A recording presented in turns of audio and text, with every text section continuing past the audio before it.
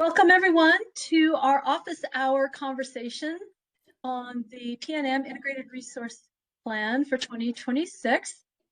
This session is being recorded both for the benefit of those who can't be here and also in case folks want to revisit any of the conversation. It'll be available on the GridWorks website. We are focusing today on follow-ups to workshops 2 and 3. We recognize there was a number of questions. There were a number of questions that we didn't have time to respond to, and this is partially in response to that and to engage in dialogue on questions that stakeholders still have as we begin to prepare for conversations about stakeholder modeling run. The next slide shows what we're planning to do for today. And that is to respond to questions that were submitted during prior workshops and prepare stakeholders to receive results of base case modeling and kick off discussions on stakeholder requested runs. So after a quick introduction, we'll tell you how we're going to conduct this session, but what's critical is that you all have access to the read ahead material that was distributed. And I've asked my colleague Deborah to put a link in the chat to the document that has the questions and responses that were previously submitted. We will use that for our discussion guide today. So thanks, Deb, for making that available. The next slide just reminds us of our norms. You've seen these before, so I won't dwell on it, but we'll continue to offer good intentions and ideas, still leaving time for others. Deb, next slide, please. I'm going to ask my colleague, Kathy Boyd, to talk through these next 2 slides. Kathy, could you please go ahead and take these too? Sure. Yeah. Good afternoon, everybody. Thanks for joining us. Just a little bit of a recap from workshop number 3.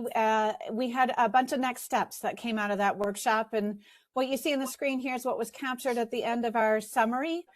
These were really action items for PNM to follow up on. And just to note that many of these have been addressed. PNM has dropped files into the venue, the shared file site, and that includes the energy efficiency and demand response work papers, ELCCs, energy and demand graphs, EV hourly profile. All of that is posted on the venue site.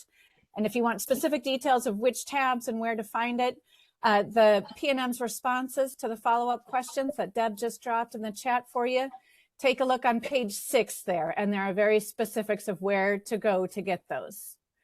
And then on our next slide, just repeating a little bit some of the material that was shared in workshop 3. The left-hand panel there, PNM shared that with us at the last workshop. So the publicly available data, there's quite a bit more that's been added there, but just to make sure folks are aware that those files are available. And then in the confidential modeling data, the Encompass input database, that will be available. It will be posted. It's not there yet, but it's coming in those confidential files. So up in the top corner there, for those of you that are not yet in venue and you want to be, there's a link to the form. Thank you, Deb. She just dropped that in to get access to venue, the shared file site. And for those of you that are in and are taking a look at it, another little tip that you could do to set an alert function so that when new files are added, you get an alert to your email. So there's some tips and tricks there for you. And then the last rectangle, the panel with the PNM logo there, that is a screenshot of some of the files that are currently sitting in the venue, in the publicly available. So just so folks know where to go for information. And with that, Margie, I think I hand it back to you. Thank you. Great. Thanks, Kathy. So here's our process for today's session. Again, you've probably already seen the read ahead material. If not, Deborah's posted that link here today at 1:32 in the chat. You can see that. We're going to cover those topics in the order shown in the left. We'll start with the modeling framework question that was on page 6 of the document, and then we will, page 5. And then we will backtrack and begin with the transmission modeling questions, loads and resources, demand and energy landscape, and energy efficiency and demand response questions. We're going to cover those topics with PNM, adding any commentary to that written material that they would like, and then ask if there's clarifications that anyone needs, first by the people who submitted questions in that topic, and then we'll open it to others. We want to be specifically responsive to those who offered those questions and haven't had a chance to have them responded to, and then we'll open up to other people who might have questions on this topic, and we aim to run through all 5 of these topics before the hour is complete.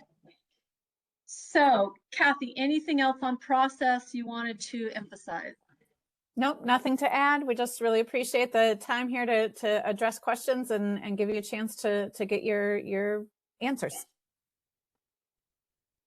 So, Deb, if you wouldn't mind taking down the slide deck, I will share my screen.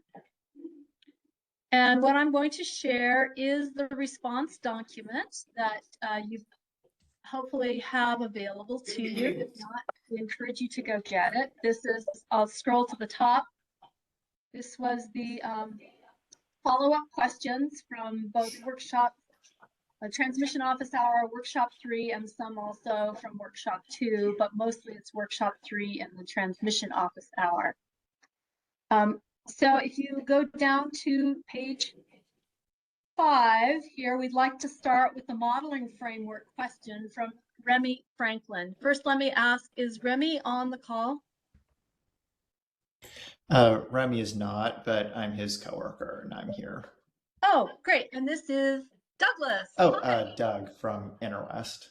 Hi, Doug. Okay, great. Doug, is there any clarification you need on PNM's response to Remy's question? No, this seems pretty good. Okay, you're satisfied with that's answered the question? Okay. Yes, thank you. Doug, we appreciate you being here. Is there any other stakeholder on the call that wanted to follow up on this response on the modeling framework? Or Tom, Dwayne, or Shane, is there anything you wanted to add that's more color or comment on this before we move on? No, we don't have anything to add to this. I think we Okay. can move on unless somebody has concerns about it. Okay, please raise your hand if you have a follow-up on this question.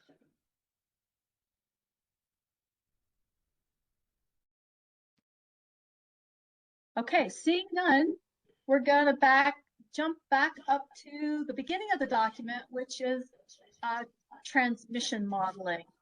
And I think we'd like to give Anna Summer the first opportunity to ask if she's got any clarification or anything she is asking for on the set of transmission questions that are listed here. Anna, are you on the line? I am, thank you. Yeah, I Sure. do have a couple of questions. We haven't had a chance to look at the heat map yet. We'll follow up if we have any questions about that. I am curious about the choice of the 3 study years. I'm presuming that your power flow cases would be based on your 20-year transmission modeling study that you also posted to the GoodWorks website, but I'm curious to know A, if that's the case, and B, how you will extrapolate, or if you need to extrapolate results from those 3 years so that you have data across the full study period. The other thing in this. Yeah, so the 20-year study is being used to get information and data that we'll use in our nodal modeling. So the 3 study years are really referring to the nodal modeling that we were planning to do there. And in that, we simulate 8760 flows on the transmission system, and those are the years that were proposed to look at for that purpose.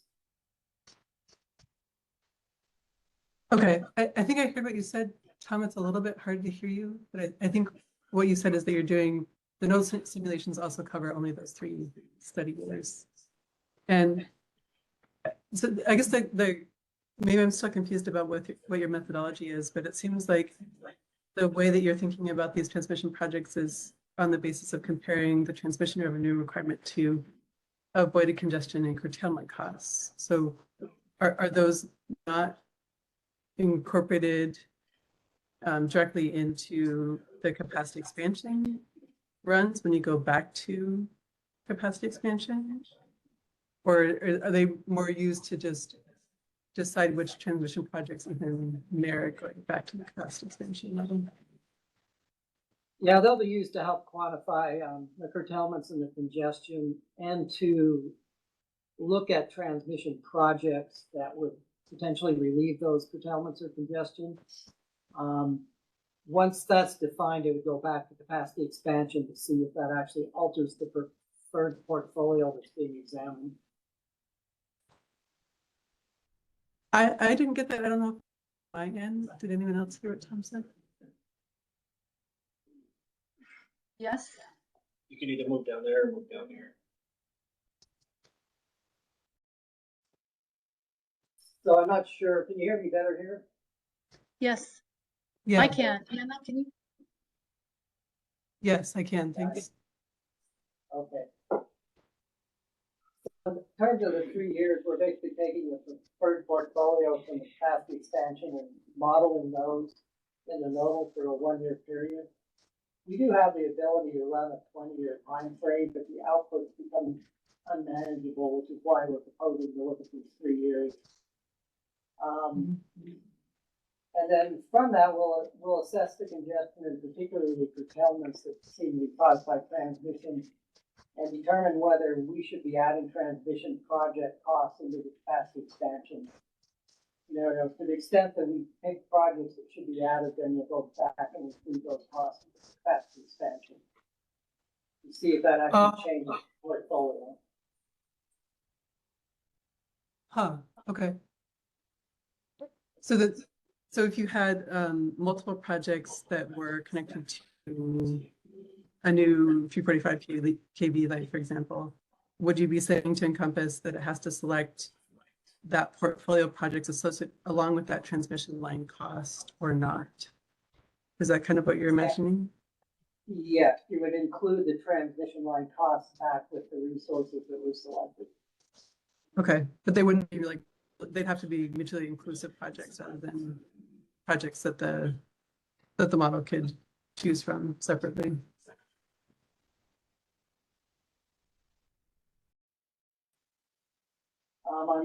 I'm not sure we envision it that way. We envision it as adding transmission costs to specific resources when you go back into the capacity expansion. And then seeing if that actually alters the selection of the proposed portfolio for that particular feature and sensitivity. Okay. When you guys post your Encompass model, will it include nodal data as well? Like, will we be able to see what it is that you're doing in these steps? I don't think you'll be able to see the nodal. I'd say different engine that's used in a totally different database. So we'll be using that for very selective information. I mean, it goes back then in the capacity expansion, but you would have that access. Okay. Could you post it though? Could you post the nodal model? No.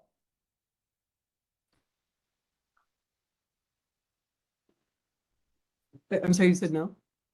Yeah, the nodal model contains a lot of CEII information, as well as database of the Western interconnection driven. We're not allowed to post that kind of information. If we had CII clearance with WEC though, would that solve the issue? I think it may solve some of the issue, but in talking with Horizons, it's just problematic to have a nodal model database available, especially since it's not one that we're able to provide the ability to utilize. Tom, sorry, I'm going to interject. I think we're seeing in the chat, folks are having a hard time hearing you, and it does, we're kind of getting like a tunnel effect. Can you move closer to a microphone? Try that. We made an adjustment. Try that and see if they can hear us. Okay. I made an adjustment. Thank you, George. Is So that, Tom, can you? Is that helping any? Let's give it a try. Can you repeat on the nodal information, nodal model? Is that something that will be posted on the venue site under the confidential files? Need to move down, Tom, that way or move this way. I don't know what else to It say. was working okay at this end before. So how are you able to hear me now? There, Yes. Oh, much that's so better. much better. Okay. Thank you. Yeah, we're still. Okay. So the nodal model is not one we could make available because of the database restrictions that go along with it. And that's entirely because of the CII issue? Yeah, that's one that we always get told is an issue with access to that database, as well as it has confidential customer information in it. And for those of us listening in CII, can you tell us the acronym, please? Critical Energy Infrastructure Information. Thank you. Okay. So We have some follow-ups, but I don't need to belabor that here. I do have some other questions about some of the other questions that we asked that are in this document. So, Anna, are they questions about transmission issues? Because I think we'd like to Yeah. hear, we're taking all the transmission issues at this point. I know that Anna Linden and Remy also had a question, and Doug about transmission. So let's see if they have any other transmission questions before we go Sure. on to a different topic. So Anna Linden, Doug, or the other Doug, or Anna Linden, anything else on transmission that you want clarification on these written responses? Yes, thank you. So in your response to my question from last time, you say that you are open to discussing looking at certain combinations for potential costs and benefits. How do you imagine that discussion proceeding? What would need to happen to have that discussion? I think we'll be presenting the transmission information in the meetings, and I guess we would look for stakeholders to provide feedback on what they're getting from that and what else they would like to see. I guess I'm trying to respond to your response here, which I'm trying to see how best to follow up with you on this for combinations of transmission lines. Is that a stakeholder modeling request? Is that some other form of contact with you?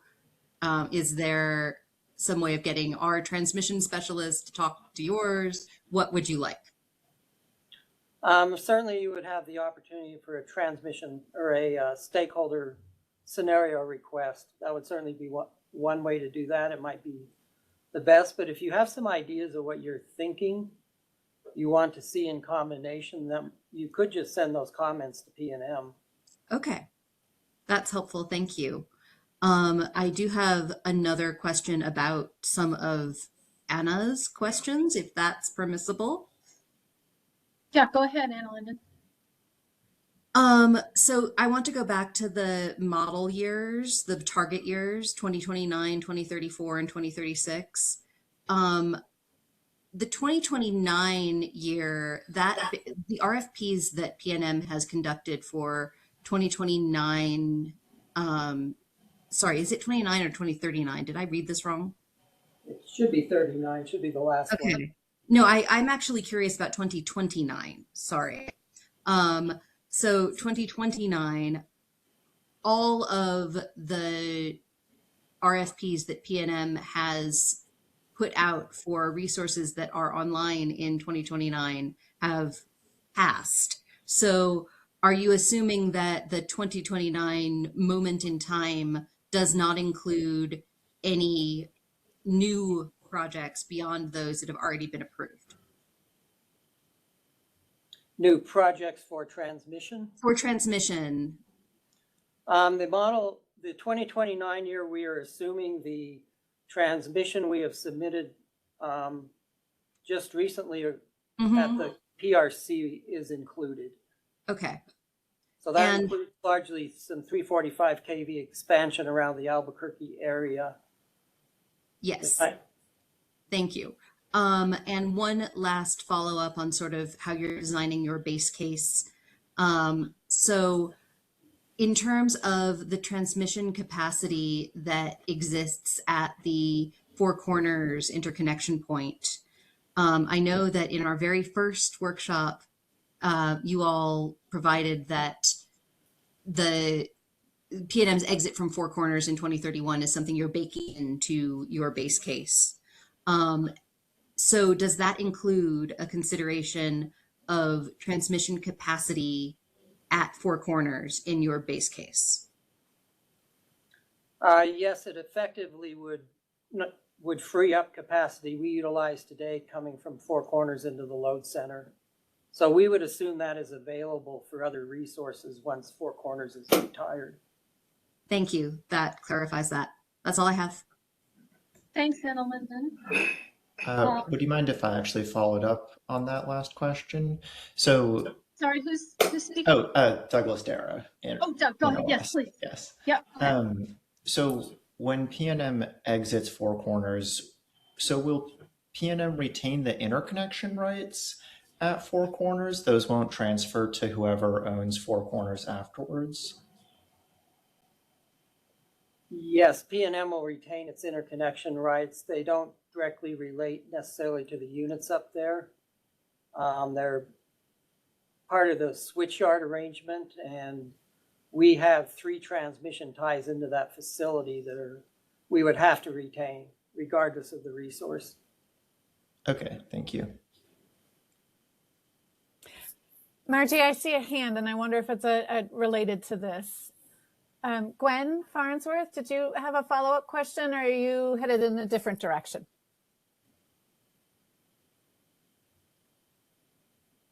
Yes, I have a follow-up question. Sorry, trying to unmute here. And my camera's being weird, so I'm not going to turn that on. Yeah, my other question was kind of following up on a question Remy had asked on transmission, and it was about the cost recovery for transmission as a system resource or as related to a specific bid. And it's had Remy in the name, and there, yeah, that's the one. Yeah, so I'm just, he's kind of, I guess my follow-up is like, does that mean that all of the transmission costs that you're modeling in these scenarios will be considered to be system costs? Or is there some process that you'll use to determine what portion would be considered as additive to any individual bid? The costs will be treated for rate-making purposes as system costs. So anything that becomes a transmission improvement or an interconnection network upgrade is generally allocated across our wholesale transmission customers and our retail transmission customers. As far as running the analysis, we will have to associate in the capital expansion, the cost will be associated with the specific resources that are driving the need for the cost.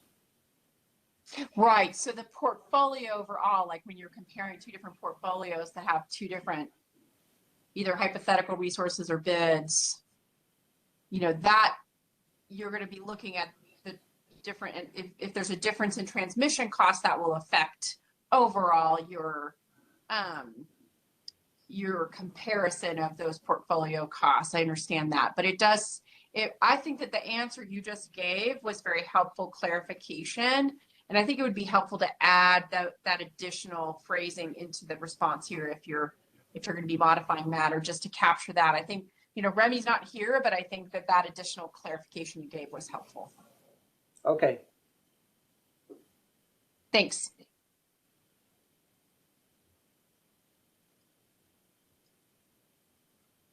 So any other questions about the transmission topics? Are we ready to move on to loads and resources?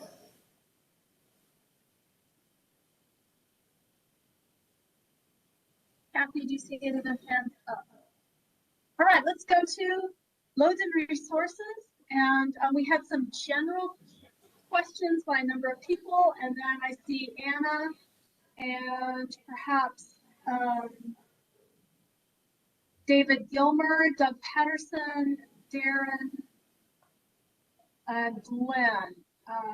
So let's start with you, Anna, and questions on the category of loads and resources. Yeah, thanks. I did have one question about the second question, the response to the second question. You said for CTP and LEG futures, years 2026 through 2032 have already been defined. I don't think I know what that means. Can you explain what that means?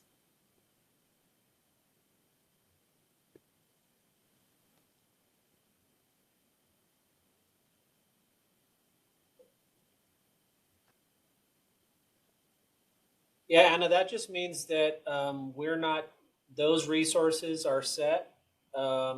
We don't plan to change those. There's nothing that we plan to do in terms of the capacity optimization. So we're kind of locking those in, we're locking those down as those are either been approved or will be in a upcoming filing. So that's what that's referring to. Okay, gotcha. So that's largely a product of whether you have need in those years, right? I'm sorry, can you repeat that? That's largely a product of whether you have need in those years for additional capacity.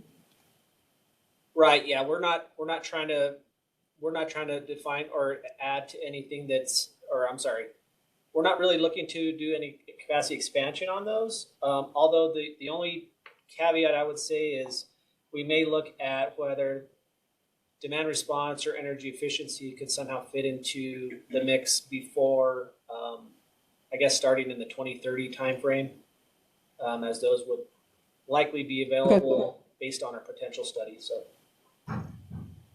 Great. Okay. Gotcha. Next, so I had a question about the next question, the third question and its response. So you say you created different scenarios based on economics, weather, and statistical bounds of standard deviations.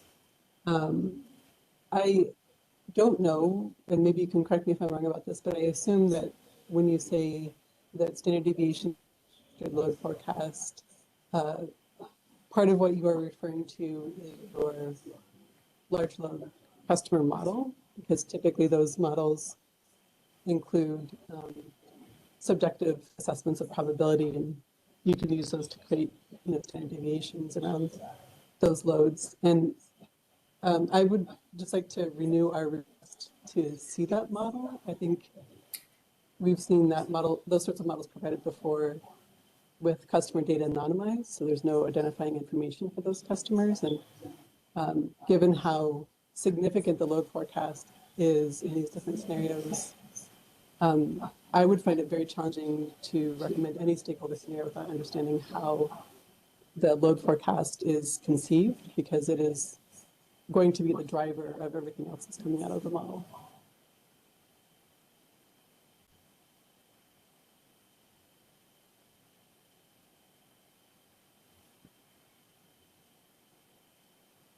Yeah, we're trying to make sure that stakeholders understand what the load forecast is and what's driving the changes from the last IRP, what's the considerations today in terms of the types of load we're facing, the load growth we're facing, and other things. In terms of some of that other stuff, I might let Ashlon comment if he thinks there's some more there to add to what's already been provided. Sorry, is that a question to me or you? Oh. No, Anna, this is Aslam. Can you hear me okay? Yes. I can, yeah. Okay, so the large loads, especially data centers and all the other loads, we are not adding any standard deviation to come up with the scenarios. Those are sort of exogenous forecasts that we are adding to our different sectors that already exist. The probability part goes into what projects are going to come in future, and what is the likelihood of that project coming into the future. That is the probability. But The existing load forecast include all our historical data, meaning residential, commercial, industrial. And then based on that, we create a model. And, a statistical point of view, we add standard deviation, which is, I have the number here, 2% up or down, and that's what creates that band, the high and low. Okay, that is very helpful to understand how the variability in the econometric forecast influences those scenarios. It's still, to my mind, critical to have the probabilistic model for the new loads too. And again, I think you can do that while anonymizing customer information, because from what you guys have presented so far, this is a major driver of these scenarios. And we don't understand how those loads are being included, or how you decide whether to include them or not. Okay, well, we can regroup. Internally, we talked about it, how much you can share. We'll get back to you on that. Okay, thank you. Sure. Then, Anna, this is Lori Williams. So as we discussed at one of the prior IRP meetings, the major new load customers that are in the forecast as forget what Aslam called them, exogenous, are folks who have signed a contract with the utility. So from the probabilistic perspective, it's folks who have put up millions of dollars in signed contracts to work with us to serve their load. Yeah, so that I understand that from what you said last time, but it doesn't tell me how those loads, change between the scenarios. It also doesn't tell me really anything about. Sorry, can you hear me? Yeah, I was saying I see.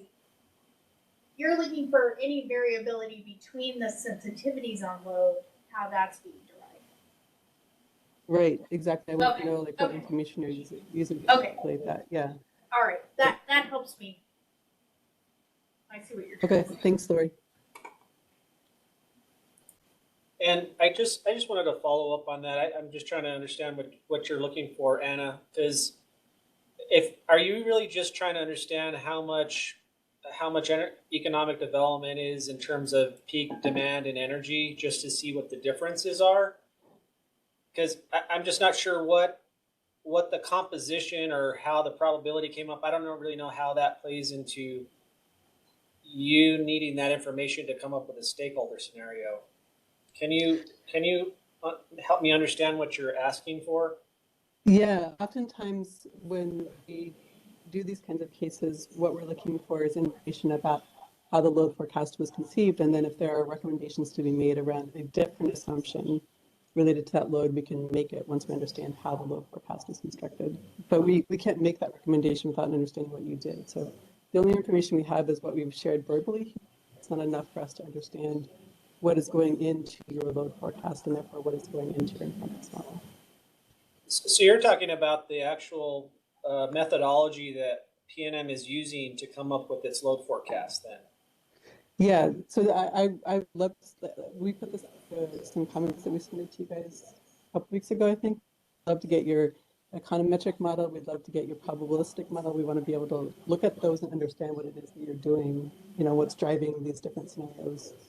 Because they all have some amount of load growth, right? But it's not clear to me, perhaps it is to others, but it's not clear to me what the levers are that are resulting in that. So like when we talked about the load forecast, I think in January or early February, you guys had a graph where you sort of showed, over your planning period, how much load came from different sources, and you had both positive and negative values on that bar chart. But some of that was economic development load, and some of it was, I think, industrial.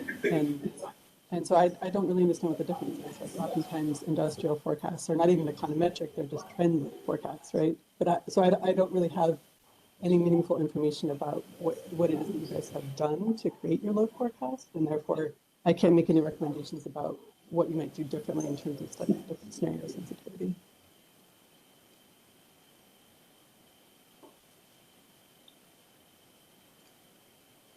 Okay, I'll jump in a little bit. So Anna, you were asking, so our Econ Deb and large load that accounts for about 678 megawatts to our peak. Econ Deb is 374, and then industrial is 304. So you would like us to show you how we put those numbers together? Is that what you're asking for? Yeah, and how that changes over time too. Okay. I mean, that is the final, 2040, the forecast horizon. That's the total, yeah. Right. Yeah, but that it's not. I mean, obviously the IRP is going to be conducted across the entire forecast period, right, and not just in 2040. So Anna, sorry to interrupt, but people are having a hard time hearing you. If you might either speak more clearly or slowly or loudly, any of those might be helpful. Yeah, my internet is not great. Let me see if I can call in instead. Yeah, so Anna, we can definitely, we're gonna talk internally on how we should provide that. So the econometric model part that lies into the existing customers, residential through all the industrial. And you are right that industrial is sort of trend because some of the industrial customers are only one customers. We know that. So it's just a trend forecast. So we could probably give you, after we regroup internally and how we should provide those numbers and statistics behind it and what's driving it. We could probably give you that.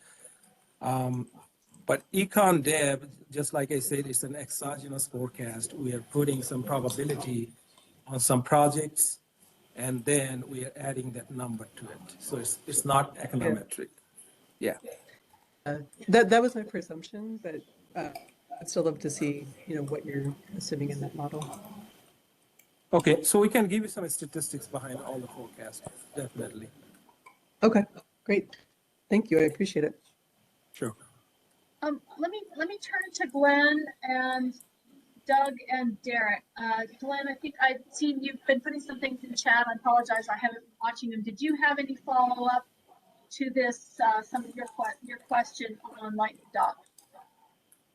Oh, on Lightning Dock, yeah, it probably would have been more appropriate to do this yesterday during the geothermal session. But I feel like people were asking for splitting geothermal into two categories. EGS is one, that's the deep drilling technology, and then hydrothermal is the shallow geothermal, where there's a lot less places where you can do it, but there are a lot in New Mexico. Anyway, if PNM's agreeing to do a hydrothermal stakeholder request, maybe that would subsume this question. Would Lightning Dock expansion be part of that?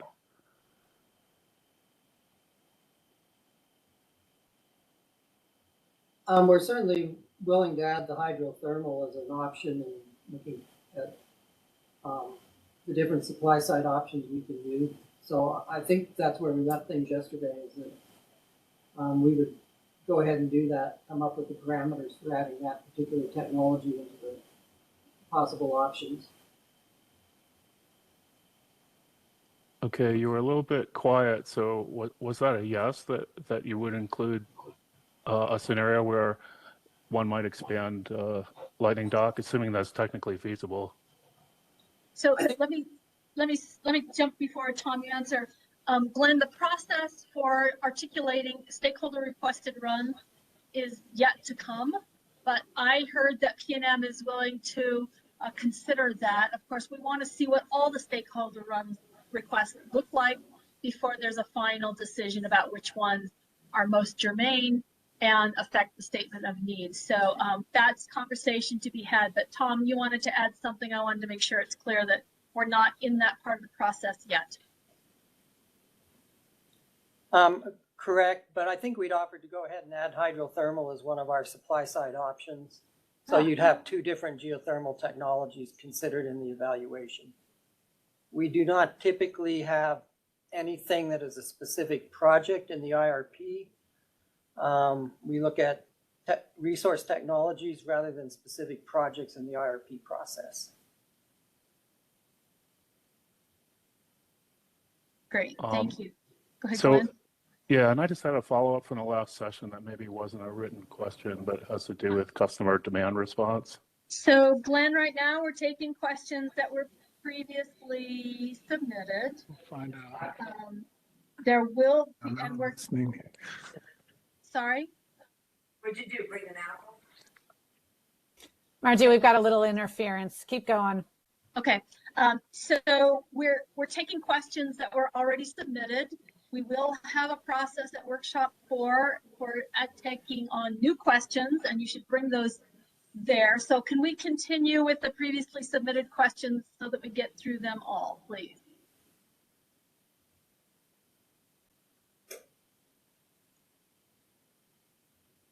Are there any more questions about that, the responses that were already provided for the loads and resources questions?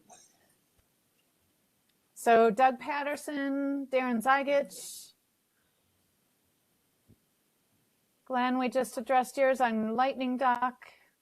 David Gilmer.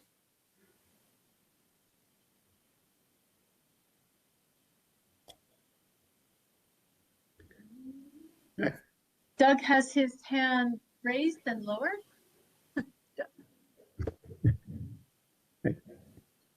Darren, you have, go ahead. Yeah, I think I understand. If you can get back to that question on the screen here. Here you go, Darren. So PNM does not determine system value of individual resources by comparing annual costs. Yeah, so I understand that for the Encompass modeling in the IRP process, but eventually you do, once it comes in as an RFP response, you compare apples to apples, basically. So I just, again, this is my push on long duration storage because of the lifespan of it. And I just want to make sure that that is being, I guess, somehow explained when we model these things, that not all of these things that are pushed out into the later years are not technically feasible. They're just long planning process, correct? They're just like building another San Juan power plant would take years to do. It's technically feasible, but it would take time to do it. And then the long duration is just a large capital expense, and it kind of goes back to our proceeding in the former case with resources for a certain data center that where they're buying a lot of equipment. And then we have a similar situation in Minnesota where a large data center is signed on with Xcel Energy to build a 100-hour storage facility. And, I just want to make sure that we're realizing those potential opportunities moving forward. So. Great, thank you. Yeah, Darren, I don't know. I'll just kind of follow up on that just quickly. So all these technologies, especially the ones that will be available for commercial, development, and that's kind of what those timelines have been put together. And we've utilized EPRI to help us define what those dates are. So we're utilizing those dates when they're mature enough to come online. And then in terms of the life expectancies of those different types of projects, those are also accounted for in our modeling. So if something has a 40-year life or a 60-year life or whatever the year, whatever the lifetime is, those are accounted for in the economics when it's determining what mix of resources is best to serve the customer load. And those, do you have those published? I guess that was with the cost per kilowatt numbers. You had the lifespan. Yeah, we put all the technical information, all the inputs that are going into the Encompass model out on Venue, so you can see for each technology what the cost curves look like, what the resource characteristics look like, the operating life, etc., operating costs. All that's out there, so you can take a look. And if you have questions, just let us know. Thank you. Great, thank you.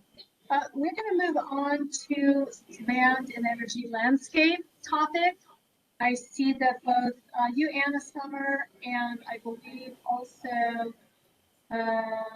Luke Fresh, I don't know if he's online or not, but Anna, would you like to go ahead with any clarifications you'd like of these question responses?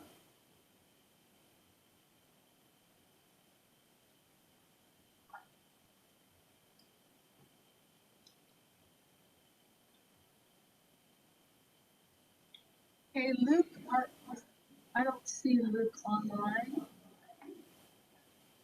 Anybody else have questions related to these responses? I could transmit the answers to Luke if you like. Oh, thanks. Yeah, no, he should have access. Everybody's got access to this. I didn't know if he had any follow-up though, Tom.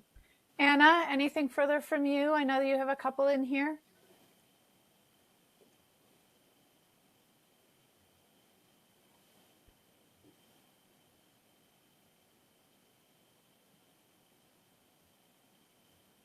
Okay, we'll continue. She may be back or having internet issues. And we already talked. If I could speak for Luke just real quick. Yes, back sir. on his question. So Yes. looking at that slide 17 that he's referencing, the little index there just shows 2-letter acronyms. I mean, PV, I can decode some of them, but PV, RES, SP, GP, LP, LS, and what do those mean? I think that's what he's asking for. So if that could just be articulated in the answer, that would be helpful. Sure. PV is photovoltaic, Yes. basically solar. EV is electric vehicle. And all those other GP means general power, LP means large power. What is RES? RES is residential. Okay. And I can't see the slide, so if you could give me the other acronym there. Yeah, I can just, read yeah, so it was PV, RES, SP, GP. SP is small power. GP is Okay, general power. LP, Large power. LS. Large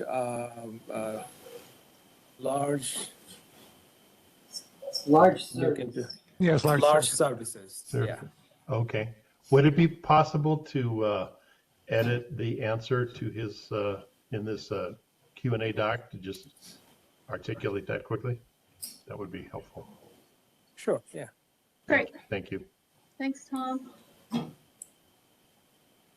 So Margie, if I can just go back to something in the chat here. Glenn, I see Lightning Doc, you're returning to it and questions about how to consider the geothermal expansion in a stakeholder requested run.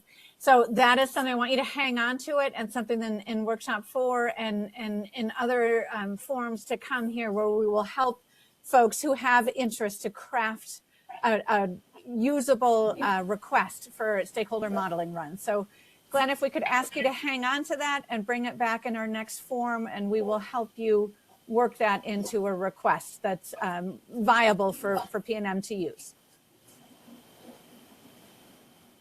Kathy, was there something else in the chat from Anna? I know she maybe had an audio problem. Yeah, EV, Anna's looking for the EV hourly data. And I'll let the PNM team answer that. I think it's also on page 6 of these responses.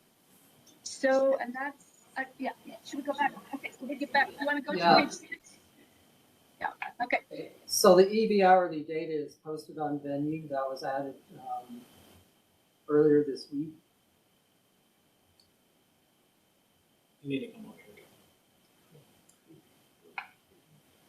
Great, thank you.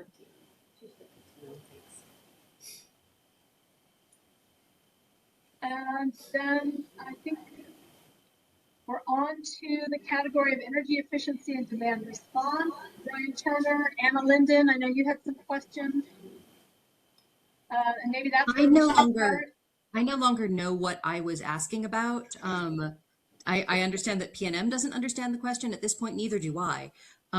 So I think I was responding to another stakeholder's comments at the time, and I think I wrote this in the chat, and without the context, I don't know why I would ask that, so we can ignore it.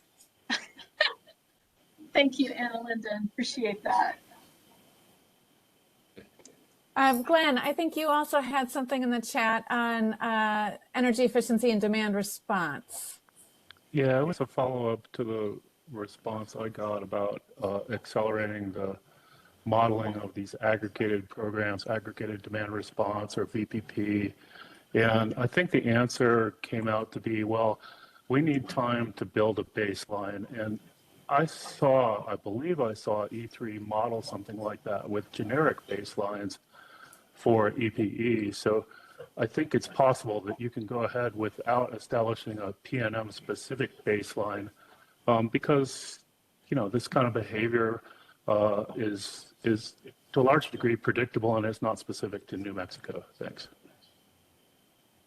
Yeah, that's a conversation that I know there's several people would like to have regarding demand response, its impact, and the possibility of looking at a variety of scenarios. So Glenn, I think that was going to come back for sure in conversation about alternate scenarios or something similar. So we'll bring that back. Thank you.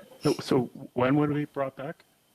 So, okay, in the next workshop, March the 11th, which is next week, we're still working on the exact format and design, but we're planning to have the initial conversations with stakeholders about what is at the heart of your interest in additional modeling runs and what insights are you hoping to gain that will affect the statement of need. We're planning to begin that next week. So bring those ideas. I know many of our stakeholders wanted the opportunity to hear the ideas from other people on this. So that's why we're going to have the conversation in the full group workshop. Got it. Thanks. Sure. And hi, this is Brian Turner. Can we scroll back to that question? Yeah. I'm sorry, I don't remember what CTP and HEG scenarios are. High electric growth, I imagine. Mm-hmm. Current trends and policies. Yes, thank you. So I think this gets to, and just to hear from PNM, I'd like a little elaboration on their response here, that if we've got high electric growth being driven by EVs and commercial data centers and other sources that may have their own load flexibility and demand response potential, shouldn't those grow at least in alignment with that? Shouldn't the DR potential grow in lockstep, at least with the demand growth? I know we feel your question's legit.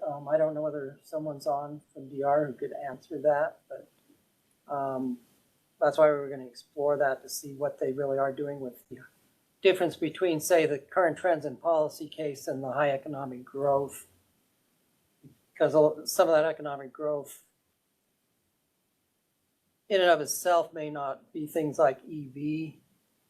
It's probably more industrial or large load, but there certainly is a potential. There's more opportunity for DR in terms of magnitude if you have just more load in general. So I don't know whether anybody has a comment on that, or whether Aslam, you would have a comment on that one.